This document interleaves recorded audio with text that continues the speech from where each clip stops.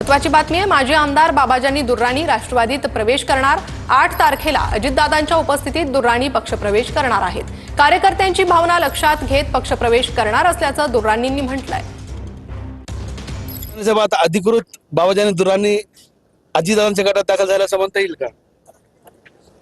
सगळेच कार्यकर्त्याचं आणि पदाधिकाऱ्याचं म्हणणं आहे की मी पूर्वपासूनच राष्ट्रवादी काँग्रेस पक्षामध्ये सुरुवातीत 78 पासून पवार साहेबांसोबत राष्ट्रवादी सोबत राहिलेलो आहे। माझ्यासाठी दोन्ही पवार काही नवीन नाही किंवा वेगळे नाही, मी त्यांच्यासाठी वेगळा नाही। मी अजित पवाराकडून अपक्ष उमेदवारी या ठिकाणी काही कारणास्तव मी अपक्ष उमेदवारी लढली होती या विधानसभेत।